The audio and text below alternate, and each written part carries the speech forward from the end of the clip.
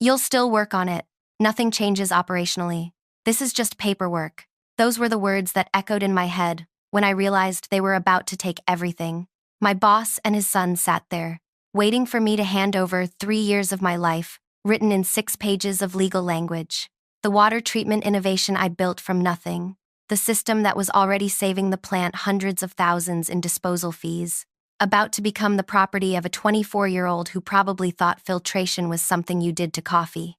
But what choice did I have? You either sign when powerful people tell you to sign, or you lose everything you fought to build.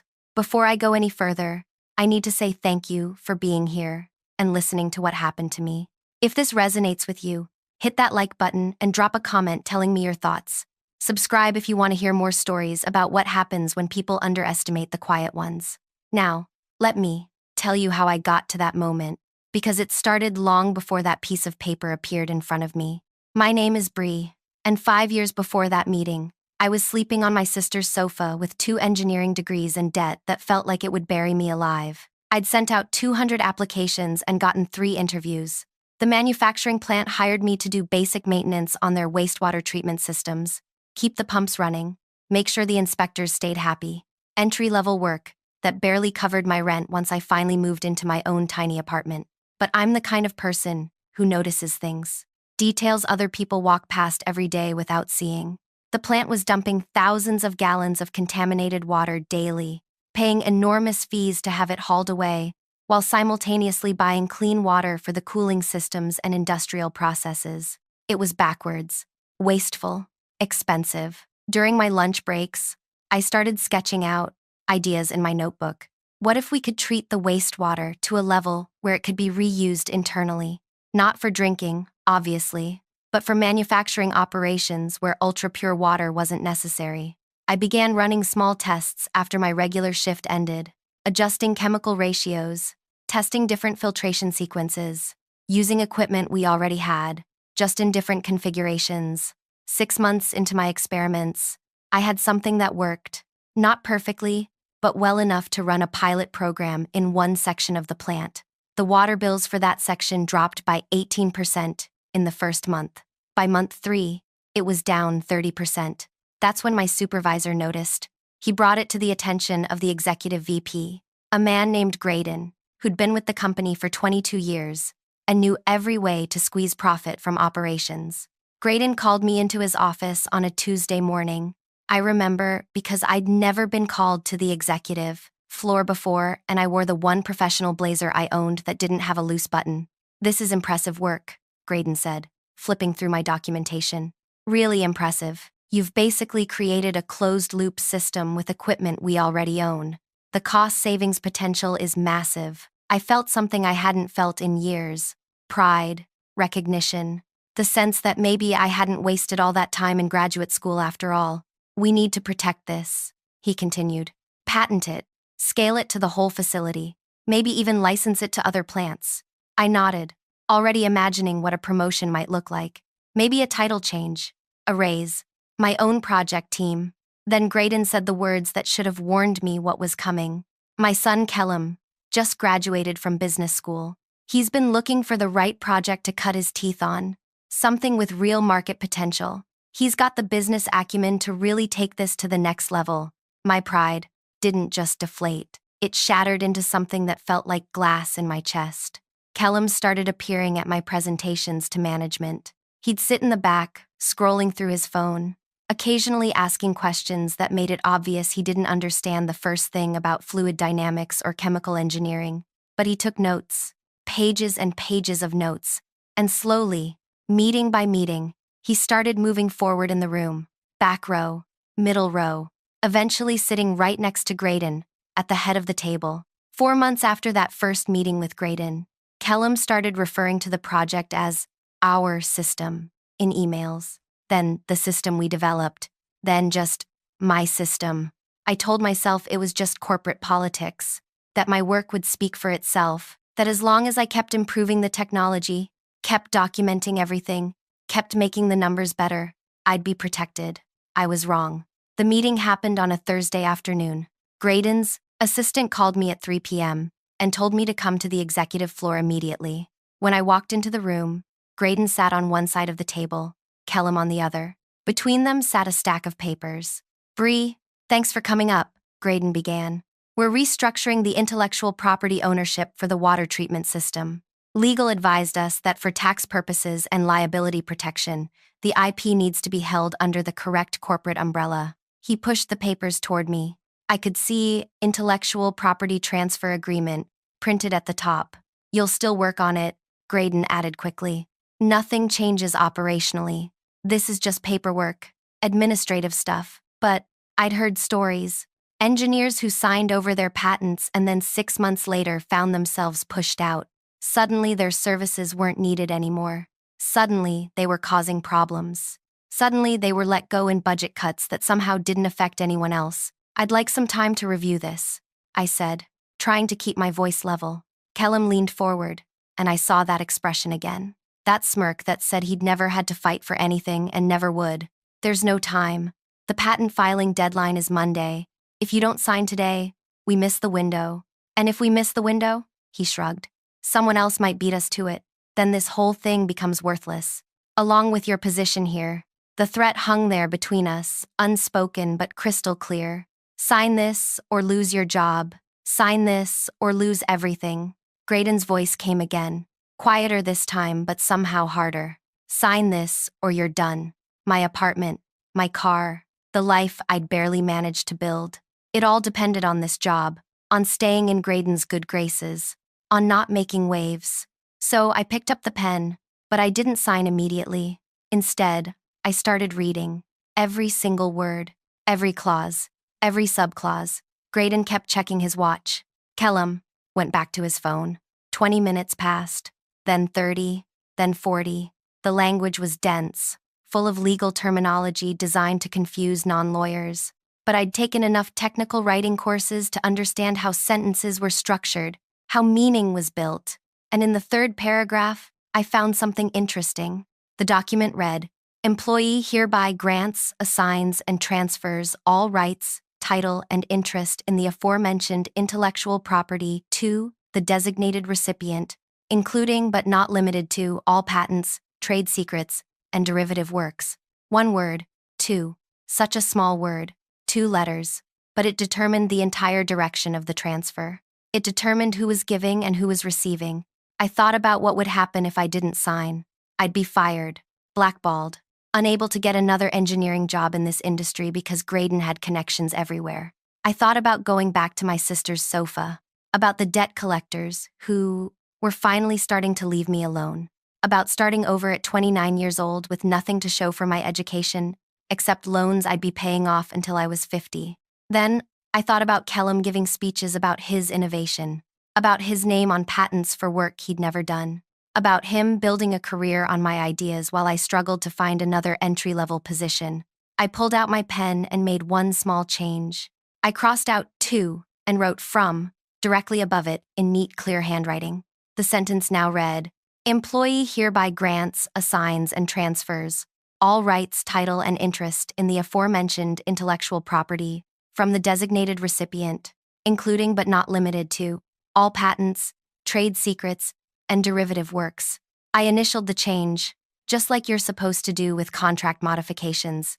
Then I signed at the bottom, dated it, pushed it back toward Graydon. He barely looked at it, just flipped to the signature page, verified my name was there, and filed it in the folder. "Smart move," he said.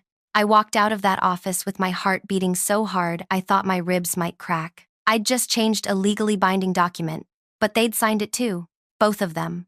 Graydon and Kellum had both added their signatures below mine, making the modified contract official. For 6 weeks, nothing happened. Kellum started doing press interviews. Industry publications ran articles about the young innovator revolutionizing industrial water treatment. He gave a keynote speech at a regional manufacturing conference. He appeared on a podcast about entrepreneurs under 30. In every interview, every speech, every appearance, he talked about his vision and his system and his breakthrough approach. I kept showing up to work. I kept running the systems. I kept my head down and my mouth shut. Other engineers would ask me questions about the technology. Then Kellum would take credit for the answers in meetings. Management started routing technical questions through him. even though he'd then turn around and ask me to actually solve the problems. I watched my creation get stolen piece by piece, and I said nothing. Then, exactly 6 weeks and 2 days after I signed that contract, my phone started ringing. The company's corporate attorney. I didn't answer. She called again and again, 14 times in 1 hour. Each voicemail more urgent than the last. Bree, this is urgent. Call me back immediately. Bree, we need to discuss the IP transfer agreement. Call me back. Bree, there's been a serious legal issue. You need to contact me right now. I didn't call back. The next morning, I arrived at work to find 2 federal marshals in the facility manager's office. They weren't there for me. They were there for the documentation. All of it. Every file related to the water treatment system. Every prototype. Every schematic. Every email. Every technical report. The facility manager looked like he might pass out.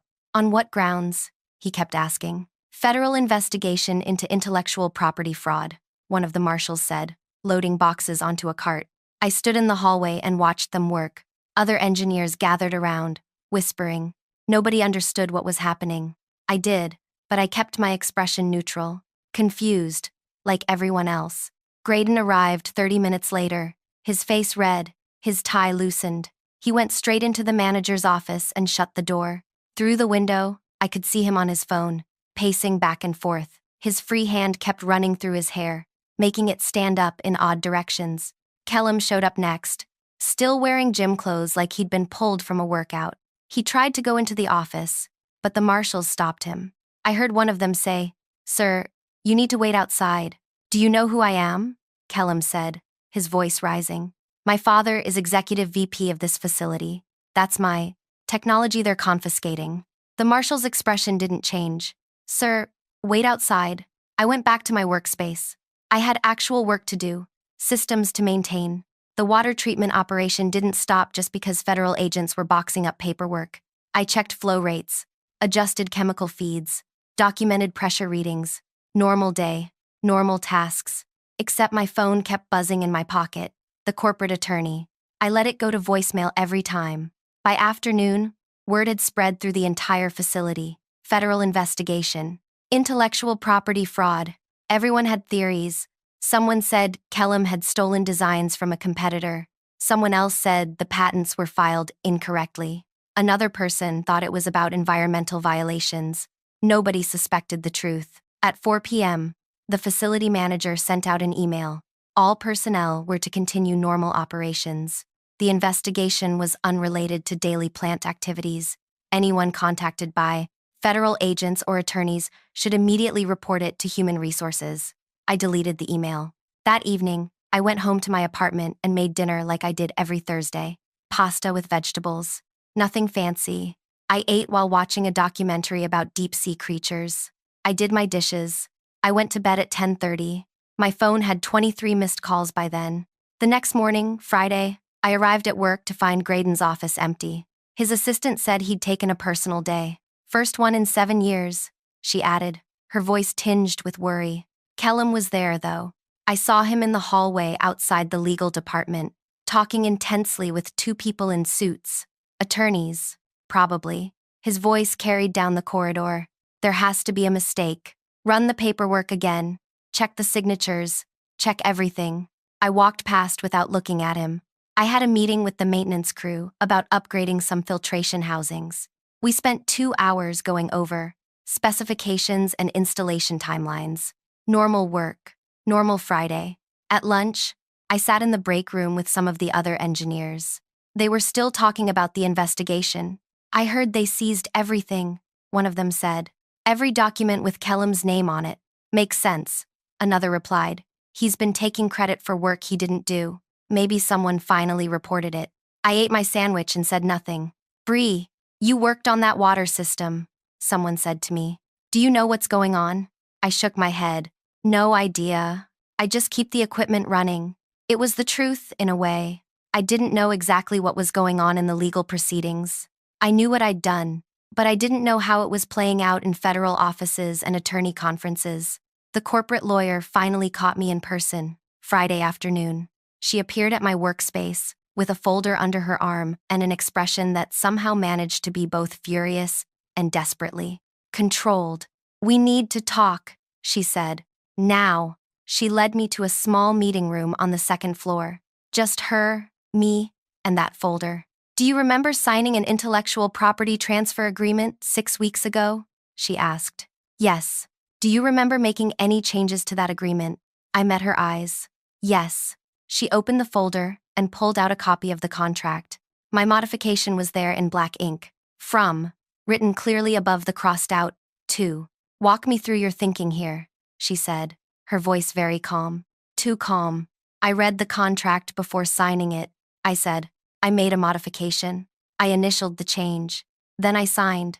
Graydon and Kellum signed after me, accepting the modification. That makes it a binding contract. You changed the fundamental meaning of the entire document. I changed one word. You reversed the direction of the IP transfer." "Yes." She sat back in her chair, studying me. "Do you understand what you've done?" I signed a contract. So did they. The contract now states that Kellum was transferring intellectual property to you, but Kellum never owned any intellectual property. He never invented anything, which means he signed a document claiming to transfer IP he didn't possess. That's fraud. I said nothing. Every patent application filed under his name in the past 6 weeks, every licensing agreement, every investor presentation, all of it is based on IP he fraudulently claimed to own. IP that, according to this signed contract, he was simultaneously acknowledging belonged to you. I kept my expression blank, confused, like I didn't understand the implications. "The federal government takes IP fraud very seriously," she continued, "especially when venture capital is involved. Kellum has been courting investors, telling them he owns revolutionary water treatment technology. He's taken preliminary investment money, but he doesn't own it. He never did. And this contract proves he knew it." "I just changed one word," I said quietly. She leaned forward. "Did you know what you were doing when you made that change?" I thought about how to answer. The truth was complicated. Yes, I knew I was reversing the transfer. Yes, I knew it would create problems if anyone actually read the document. But did I know it would lead to federal charges? Did I know it would unravel everything Kellum had built in 6 weeks? Did I predict federal marshals and seize documents and fraud investigations? "I knew I was changing the contract," I said finally. "I thought if they read it and still signed it, then that's what they wanted. They didn't read it. That's not my fault." The lawyer stared at me for a long moment. Then she closed the folder. "The company is in a very difficult position. Graydon and Kellum signed a legally binding document that contradicts their subsequent actions. The patent office is involved. The SEC is involved because of the investor money. Our liability, exposure is significant. What do you want from me?" "We want to know what you want." The question hung there between us. What did I want? My job? My reputation? Money? All of the above? "I want what's mine," I said, "which is the water treatment system, the patents, the recognition for the work I actually did." She nodded slowly. "And if the company agrees to transfer all IP rights to you, will you cooperate with resolving the legal complications?" "What happens to Kellum? That's between him and federal prosecutors. The company can't control that. And Graydon? He'll be asked to resign." I thought about Graydon in his office that first day, telling me how impressive my work was, then immediately plotting to give it to his son.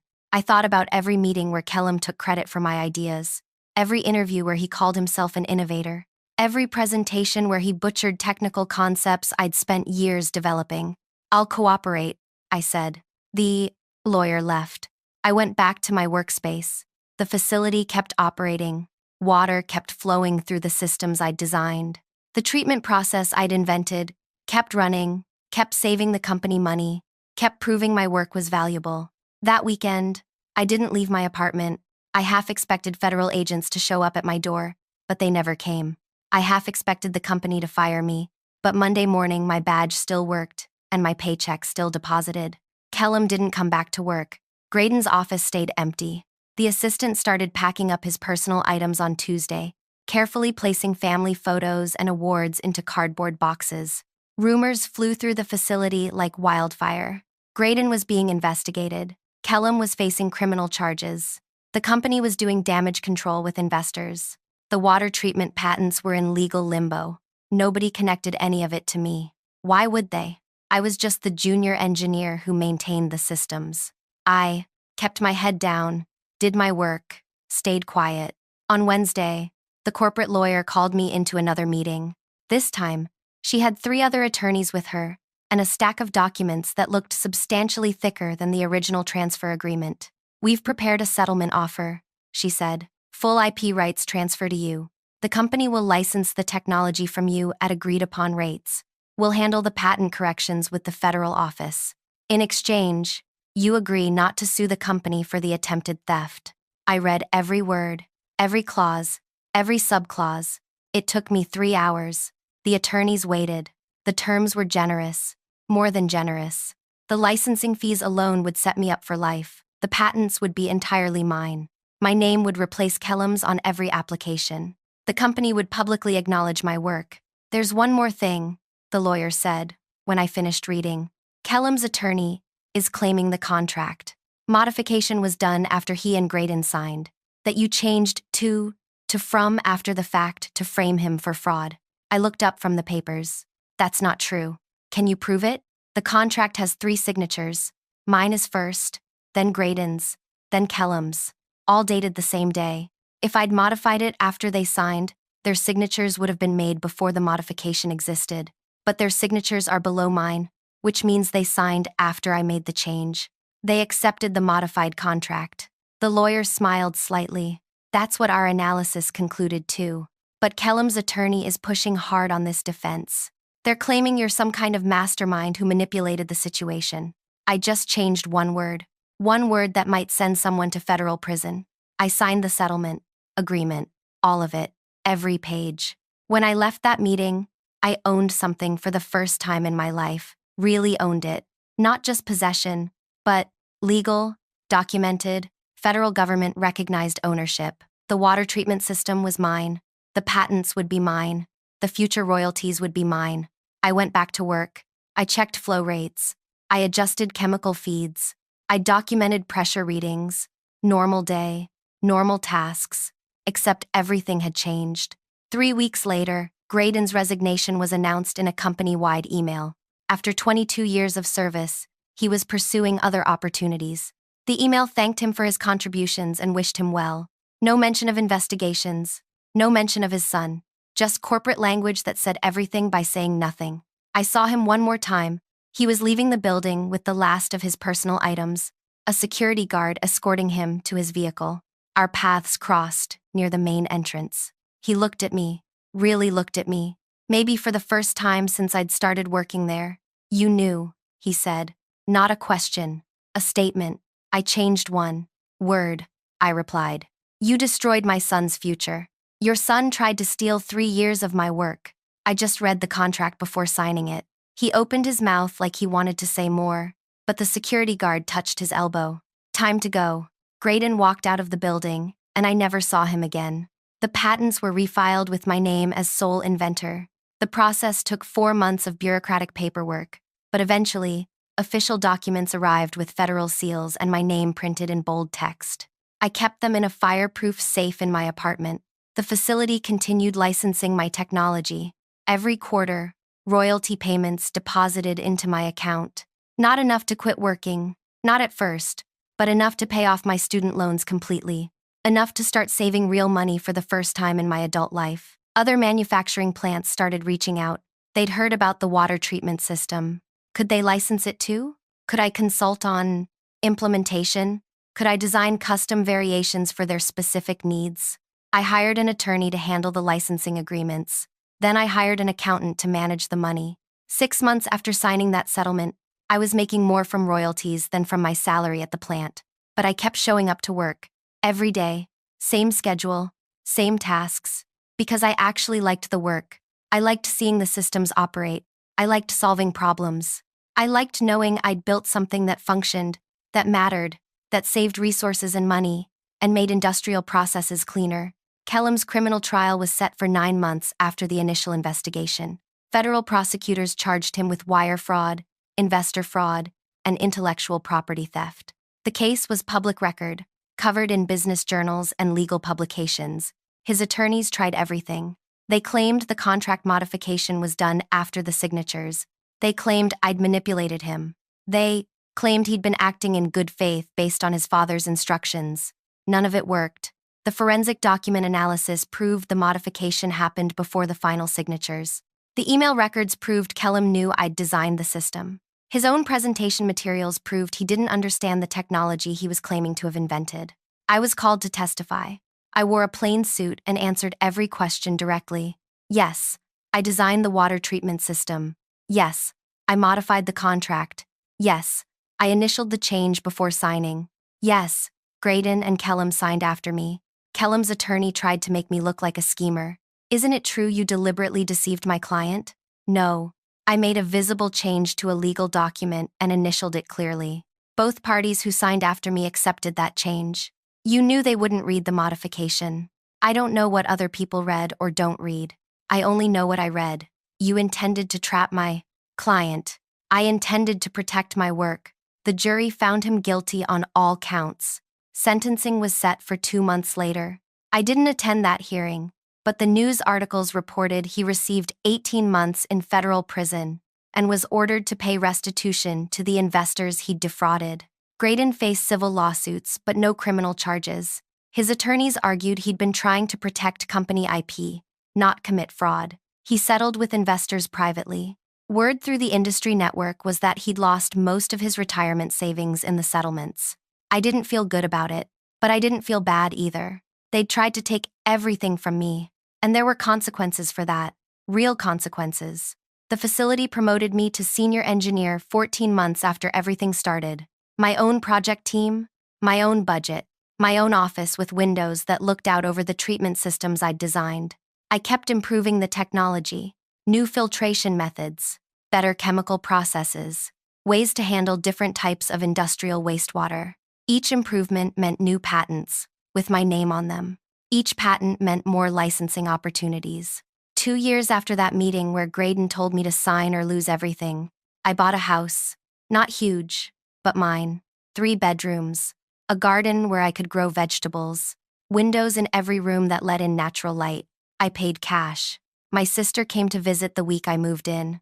We sat in the kitchen drinking coffee while movers brought in furniture. Remember when I was sleeping on your sofa? I said. She laughed. You were so stressed back then, sending out applications every day, never hearing back. I thought I'd wasted all that time in graduate school.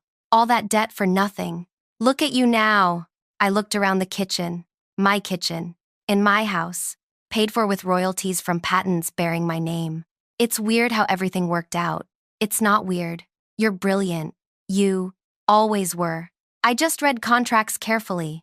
She gave me a look that said she didn't believe my modesty, but she didn't push it. Work continued. Plants across the region licensed my system. Then plants in other states. Then international facilities. My technology was processing industrial wastewater in 7 countries within 3 years.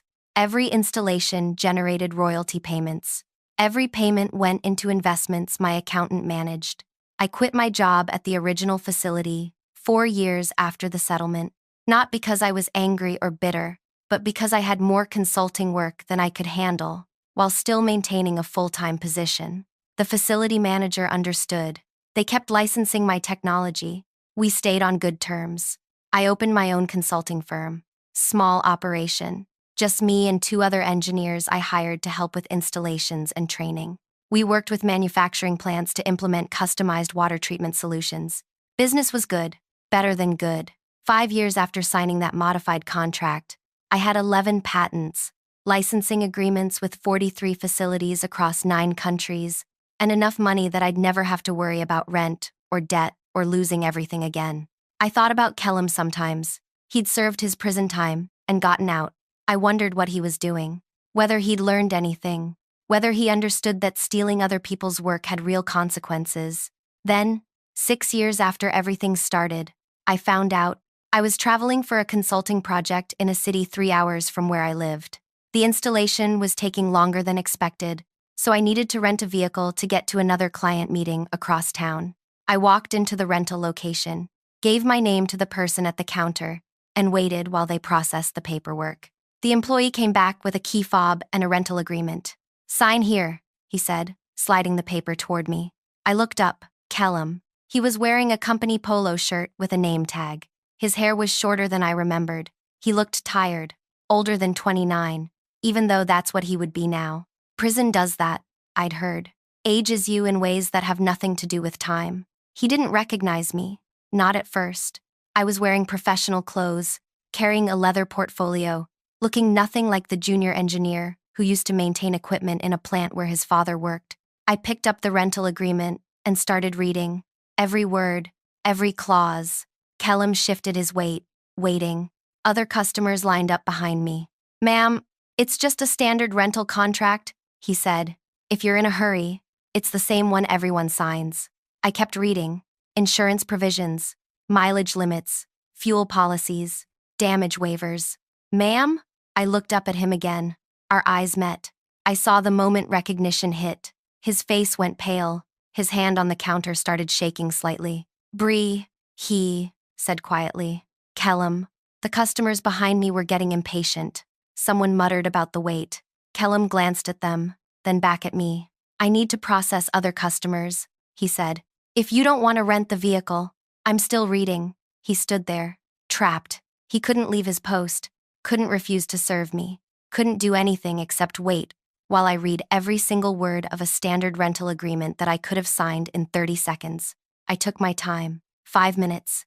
10. 15. Finally, I signed at the bottom, pushed the paper back to him. His hand shook when he took it. "Smart move," I said. He flinched, like I'd slapped him. I took the key fob and walked out to find my rental vehicle. A nice sedan, clean, well-maintained. I adjusted the mirrors, connected my phone to the Bluetooth, and drove away. In the rearview mirror, I could see the rental location getting smaller. Somewhere inside, Kellum was probably processing the next customer, handing over keys, explaining insurance options, living the life he'd built after losing everything he'd tried to steal. I drove to my client meeting. We discussed implementing my water treatment system in their facility. They wanted the full installation, the premium package, with ongoing consulting support. The contract was worth more than I used to make in 3 years at the plant. I read every word before signing. That night, in my hotel room, I thought about power, real power, not the kind Graydon had, the kind that comes from a title and a position and knowing the right people. That power was temporary, fragile. One investigation, one legal problem, one son's fraud case, and it evaporated. Real power was different. Real power was owning something nobody could take from you. Patents with your name on them. Knowledge in your head. Skills you'd spent years developing. That power stayed with you. That power grew. I fell asleep thinking about the next project. A new filtration method I'd been developing. Something that could handle pharmaceutical wastewater, which was notoriously difficult to treat. If I could solve that problem, the market would be massive. Thank you for staying with me through this whole story. If you found this worthwhile, please hit that like button and leave a comment sharing your thoughts about what happened. Subscribe if you want to hear more about what happens when people underestimate the quiet ones who actually do the work.